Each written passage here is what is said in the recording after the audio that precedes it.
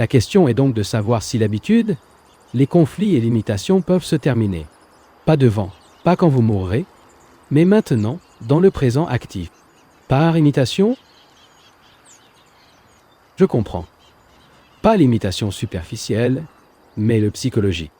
Imitation profondément enracinée, qui est appelée méthode, qui correspond à une discipline, un modèle hindou, un modèle américain, un modèle russe ou un modèle catholique, etc. L'imitation ne survient que lorsqu'il y a un besoin impératif, cette recherche de sécurité réconfortante et de sécurité psychologique. Nous recherchons la sécurité psychologique intérieurement, et il n'y a donc aucune sécurité extérieure pour aucun d'entre nous. Si vous y réfléchissez, vous trouverez la vérité qu'il y en a. Le désir d'être en sécurité entraîne la peur. Peur de vivre et peur de mourir. La peur n'est pas une abstraction. Il est vraiment là, comme son ombre. Chaque minute de la journée, il est là. Peur du patron, peur de la femme, peur de son mari, peur de perdre. Et nous essayons de vivre avec cette peur. Et donc, nous ne savons pas ce que c'est que de vivre. Comment pouvez-vous vivre un esprit qui a peur? Il peut construire une protection, peut chauffer, peut s'isoler, peut suivre un schéma, une illusion religieuse, une fiction. Vous pouvez vivre avec tout cela, mais ce n'est pas vivant. Et cette peur transforme la mort en quelque chose de très lointain. Nous avons mis la peur de nombreuses années devant nous. Une grande distance entre le fait et l'illusion créée par la peur et que nous appelons la vie. Ainsi, notre vie n'est ni riche, ni pleine. Je ne me réfère pas à la plénitude des connaissances, des bourses. Et je lis le livre le plus récent, et je m'en parle sans cesse. Je comprends la vie riche à cet égard. Elle comprend, est claire, aiguë, éveillée, vivante, pleine d'énergie et efficace dans ses observations et sa discipline. De cette façon, elle peut voir un arbre et profiter de l'arbre, regarder les étoiles, regarder les gens sans envie. Une telle vie n'est donc pas une vie d'ambition, de cupidité et de culte du succès. S'il vous plaît, messieurs, l'orateur signifie exactement ce qu'il dit. Ce ne sont pas des mots que vous entendez et retournez ensuite dans votre ancienne vie. Nous parlons de quelque chose de très sérieux. Il doit y avoir une nouvelle génération, de nouvelles personnes, de nouveaux esprits, pas des anciens esprits inernats, avec leurs craintes, avec leur corruption, avec leur nationalité, avec leur petit gouvernement.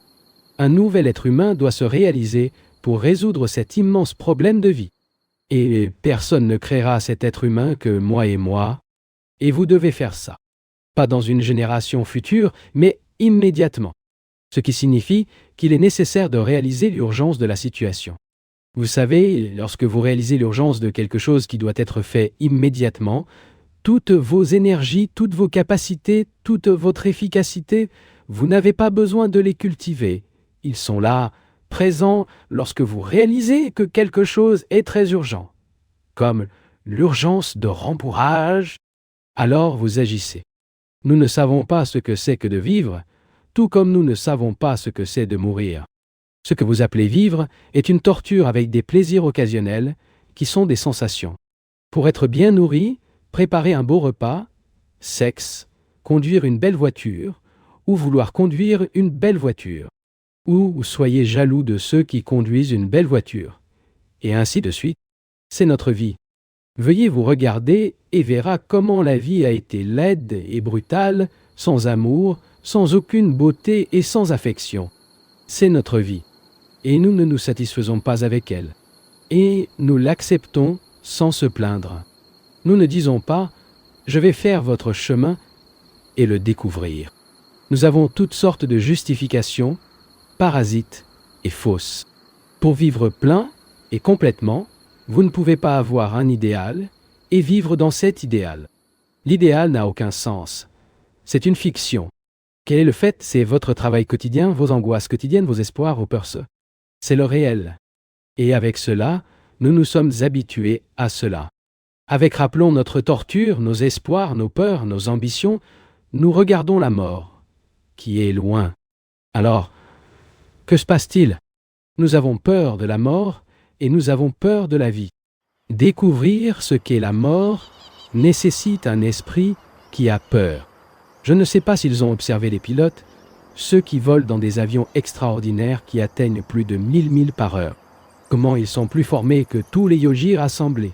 Ils ont tendance à faire face à la mort et par conséquent, leur réaction doit être instantanée, inconsciente. Ils sont formés pendant des années pour faire face à la mort, pour survivre. Ils doivent répondre immédiatement à tous les instruments, toutes les commandes. Et c'est l'un des moyens de ne pas avoir peur de la mort.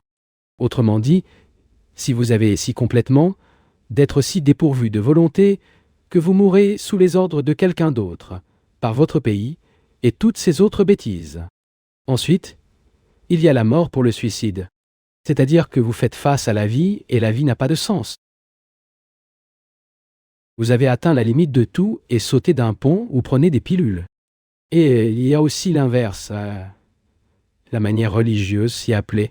Vous avez des croyances extraordinaires dans la réincarnation, la résurrection et la rationalisation de la mort, car elle vivra le même genre de vie haineuse dans la prochaine vie, avec torture, agonie, désespoir, avec des mensonges, avec l'hypocrisie. Et vous êtes satisfait de ces croyances, car temporairement ils vous réconfortent. Ils cachent leur peur.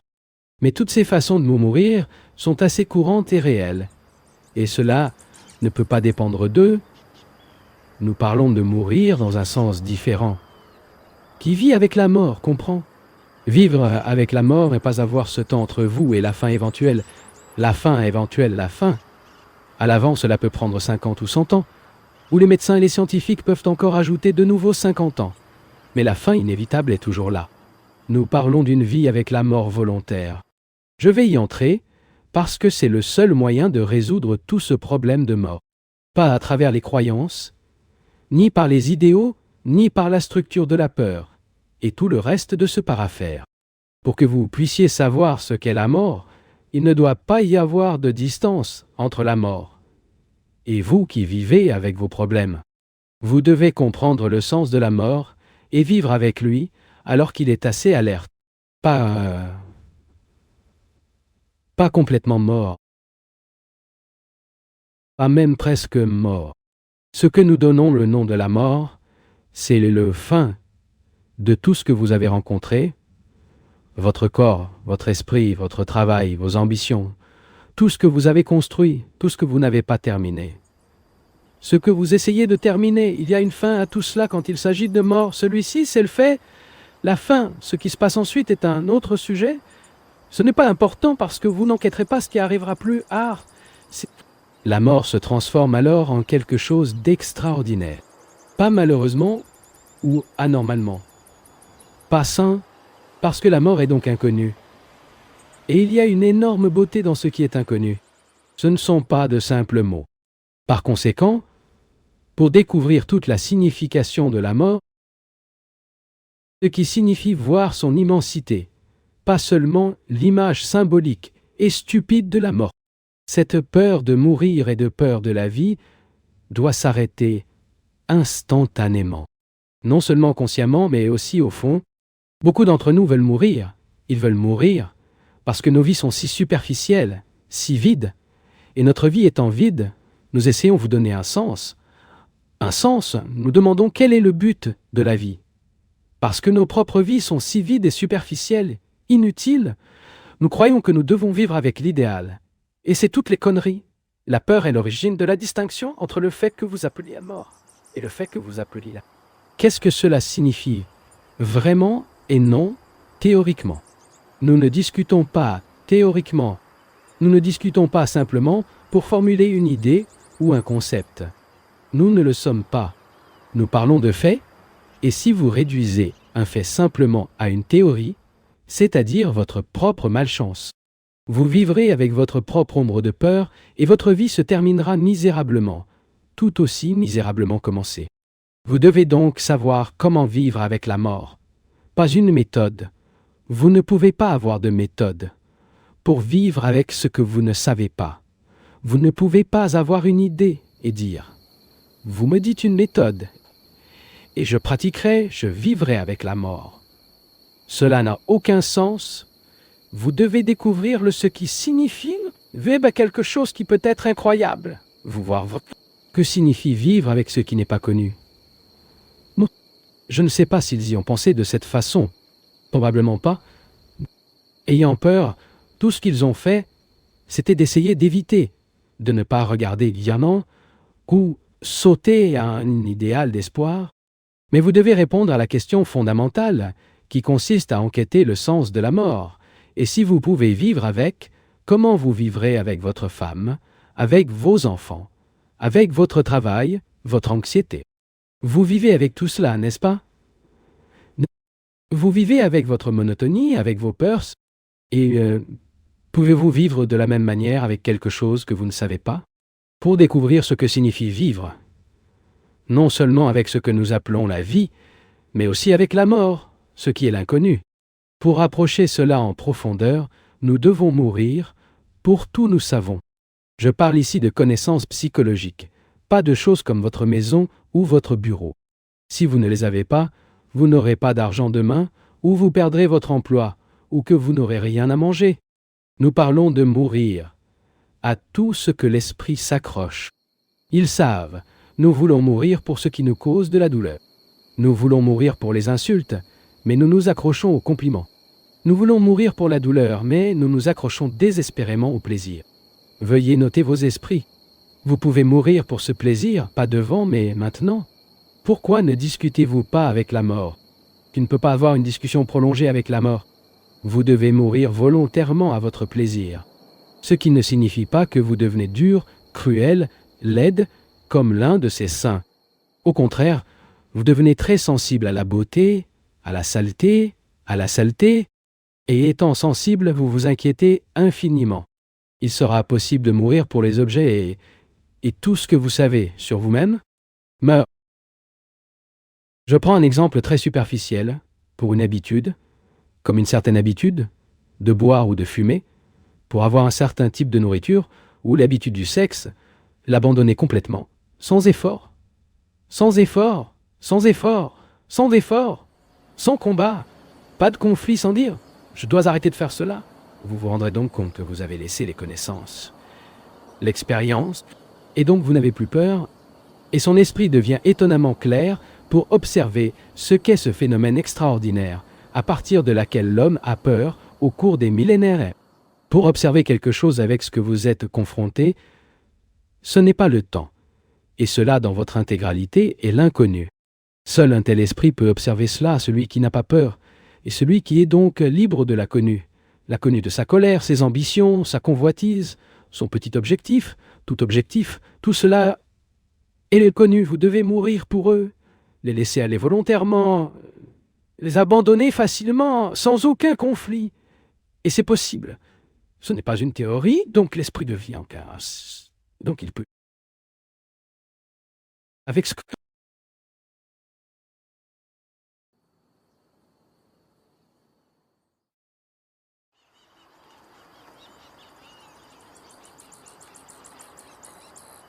De cette façon, vous verrez que la vie a une substance entièrement différente. La vie et la mort ne se distinguent donc pas, ils en sont un, car vous meurez chaque minute de la journée, afin que vous puissiez vivre, et vous devez mourir tous les jours pour vivre. Sinon, vous prenez simplement la répétition comme enregistrement, répétant, et répétant. Donc, quand vous avez vraiment aspiré l'odeur, non pas par les narines d'une autre, mais par vos propres narines, dans votre souffle, dans votre être. Pas de rares occasions. Mais tous les jours, vous éveillez et vous êtes endormi. Alors vous verrez pour vous sans que personne ne vous dise l'extraordinaire qui vit vraiment. Pas avec des mots ou des symboles, vivre avec la mort, et donc vivre chaque minute dans un monde dans lequel le connu n'est pas connu, mais il y a toujours la liberté du connu. Seul cet esprit peut voir quelle est la vérité, ce qui est la beauté, et ce qui se passe de l'éternité à l'éternité. Il y a alors la question de la mort que nous éloignons soigneusement de nous, comme quelque chose qui se produira à l'avenir.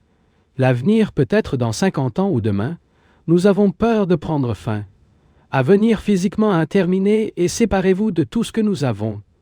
Pour ce que nous travaillons, tout ce que nous savons, Pam, mari, maison, objet.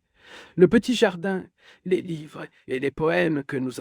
Nous devons laisser tout cela, parce que nous sommes les objets, nous sommes l'image que nous avons. Lorsque nous avons la capacité de jouer du violon, nous sommes ce violon, parce que nous nous identifions à tout cela, nous sommes tout cela, et rien de plus. Vous êtes-vous arrêté pour regarder cet angle? Vous êtes la maison, avec vos rideaux, le lit, les meubles que vous avez soigneusement tirés au fil des ans et des années que vous avez. C'est ce que vous êtes. Si vous supprimez tout cela, vous n'êtes rien. Et c'est ce que vous avez peur d'être rien, non. Ce n'est pas très étrange pour vous de passer 40 ans bureau, et quand faire cela, avez-vous un problème cardiaque et mourrez? Vous êtes le bureau, les fichiers, le gestionnaire ou l'assistant, ou quel que soit votre poste. Vous êtes cela, et rien de plus. Vous avez plusieurs idées sur Dieu. La gentillesse, la vérité, ce que la société devrait être, et c'est tout. Et dans ce domaine, réside dans la souffrance. Vérifiez par vous-même que vous êtes très douloureux. Mais la plus grande douleur est de ne pas le réaliser, de le voir et de découvrir ce que signifie mourir. La mort est inévitable. Tous les organismes doivent prendre fin, mais nous avons peur de quitter le passé. Nous sommes le passé. Nous sommes du temps, de la douleur et du désespoir, avec une perception occasionnelle de la beauté, une floraison de gentillesse ou de sensibilité profonde, mais rien de dur que du passager. Et avoir peur de la mort, disons-nous, vais-je vivre à nouveau? Qu'est-ce que la bataille, le conflit, le malheur, les objets et l'expérience accumulée pour continuer? Tout le monde à l'Est croit à la réincarnation. Ce que vous êtes, vous aimeriez voir réincarné. Mais tu es tout ça. Et cette confusion, ce gâchis, ce trouble, et la réincarnation suppose également que nous devons naître pour une nouvelle vie. Par conséquent, ce que vous faites maintenant, aujourd'hui compte, et non comment vous vivrez lorsque vous serez né dans votre prochaine vie. Si cela existe. Si vous naissez de nouveau, ce qui compte, c'est la façon dont vous vivez aujourd'hui, car aujourd'hui lancera la graine de la beauté ou la graine de la douleur. Mais ceux qui croient avec si ferveur dans la réincarnation ne savent pas se comporter. S'ils étaient préoccupés par le comportement, ils ne seraient pas préoccupés par la matinée, car la bonté réside dans l'attention d'aujourd'hui. Mourir fait partie de la vie. Vous ne pouvez pas aimer sans mourir. Mourir pour tout ce qui n'est pas de l'amour. Mourir à tous les idéaux qui sont la projection de vos propres exigences. Mourez partout dans le passé pour expérimenter, afin que vous sachiez ce que l'amour signifie, et donc ce que signifie vivre. De cette façon, aimer, vivre et mourir est le même, le qui consiste à vivre plein et totalement, maintenant. Ensuite, il y a une action qui n'est pas contradictoire, apportant avec elle de la douleur et de la souffrance. Il y a une vie, un amour et une mort, dans laquelle il y a une action. Cette action est l'ordre. Et si quelqu'un vit de cette façon, et la personne devrait le faire, pas à des moments occasionnels, mais tous les jours, chaque minute, nous aurons donc l'ordre social. Ensuite, il y aura l'unité de l'homme et les gouvernements seront menés par des ordinateurs, pas des politiciens avec leurs ambitions personnelles et leurs conditionnements.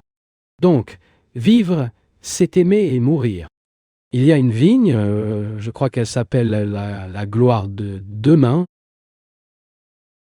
Il y a cette couleur bleuâtre extraordinaire que seules les fleurs ont, ou le violet foncé avec une mauvaise touche, ou un blanc très spécial. Seules les fleurs vivantes ont ces couleurs. Ils viennent, s'épanouiront le matin, des fleurs dans des formes de trompettes. Donc, en quelques heures, ils meurent. Vous devez avoir vu ces fleurs. Lorsqu'ils meurent, ils sont presque aussi beaux que lorsqu'ils sont vivants. Ils prospèrent pendant quelques heures et cessent de l'être, et dans la mort ne perdent pas la qualité de la fleur.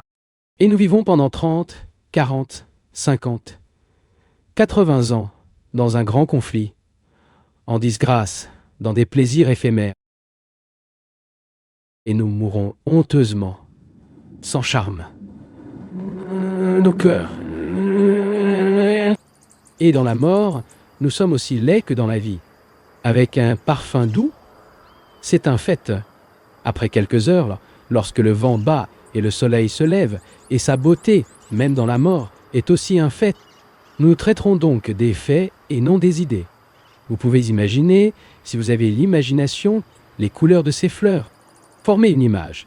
Évoque mentalement une image de la vigne avec ses couleurs délicates. Les fleurs de couleurs délicates, la beauté extraordinaire des couleurs. Mais votre image, votre idée de la vigne, vos sentiments sur la vigne. Rien de tout cela n'est la vigne. La vigne avec ses fleurs est un fait, et son idée des fleurs, bien que ce soit un fait, n'est pas réelle. Vous n'êtes pas vraiment en contact avec la fleur à travers une idée. Je crois que cela ne peut pas être oublié. Nous avons affaire à des faits, et non à des idées. Et vous ne pouvez pas jouer directement, intimement, en particulier. Contacter un fait par une idée. La mort ne peut pas être ressentie. Vous ne pouvez pas venir directement en contact avec elle par une idée. La plupart de nous vivons avec des idées, des formules, des concepts, avec des souvenirs. Et donc nous ne contactions jamais rien. Nous sommes principalement en contact avec nos idées, mais pas avec les faits. Je vais parler du temps, de la douleur et de ce phénomène étrange, appelé la mort. Il est possible de les interpréter comme des idées, comme des conclusions, ou de contacter directement tout le problème du temps et de sa taille. Il est possible d'entrer en contact direct avec la douleur, c'est-à-dire avec ce sentiment de chagrin extraordinaire. Et il est également possible d'obtenir un contact direct avec ce que nous appelons la mort, où nous entrons en contact direct avec le temps, la douleur, la mort et l'amour, où nous les traitons comme une série de conclusions. L'inévitabilité de la mort ou des explications, des conclusions, des opinions, des croyances, des concepts, des symboles, n'a absolument rien à voir avec la réalité du temps, la réalité de la douleur, avec la réalité de la mort et de l'amour. Si vous avez simplement l'intention de vivre, de regarder, ou entrer, ou attendez-vous à contacter la dimension du temps, de la douleur ou de la mort par votre idée, par votre opinion, donc ce que nous dirons aura peu de sens. En fait, vous ne devriez pas écouter, vous devriez simplement écouter des mots. Et étant en contact avec vos propres idées, vos propres conclusions et opinions, vous ne seriez pas en contact direct. Par contact, je comprends que si je peux jouer ce tableau, je suis directement en contact avec le tableau. Mais je ne suis pas en contact avec la table si j'ai des idées sur la façon dont je devrais toucher la table. De cette façon, l'idée m'empêche de pénétrer dans un contact direct, intime et vigoureux. Si vous n'êtes pas en contact avec ce qui est dit, vous continuerez à vivre une vie inutile. Nous avons cette vie à vivre. Nous ne discutons pas de la vie future. Allons-y tout de suite. Nous avons cette vie à vivre. Nous avons vécu inutilement. Si la vie elle-même a un sens. Nous vivons au travail, dans réponse, en conflit, et ainsi de suite, et nous n'avons jamais été en contact avec nos vies. Et ce serait malheureux, du moins je pense que oui, vous n'êtes en contact qu'avec des idées plutôt que des faits. Nous allons parler du temps. Je ne sais pas s'ils ont eu l'occasion d'y penser, nous appelons le temps. Pas abstrait, pas comme une idée, pas comme une définition. Si vous avez vraiment contacté le temps, lorsque vous avez faim, vous êtes directement en contact avec la faim. Mais que devriez-vous manger? Combien devriez-vous manger? Le plaisir que vous attendez de profiter de l'acte de manger, et ainsi de suite, ce sont des idées. Le fait est une chose et l'idée est différente. Ainsi, pour comprendre cette question extraordinaire qui est temps, vous devez être en contact étroit avec elle. Pas par des idées, pas par des conclusions, mais étroitement, directement, avec une énorme intimité avec le temps. Ensuite, vous pourrez entrer à cette période de temps et voir si l'esprit peut vous libérer.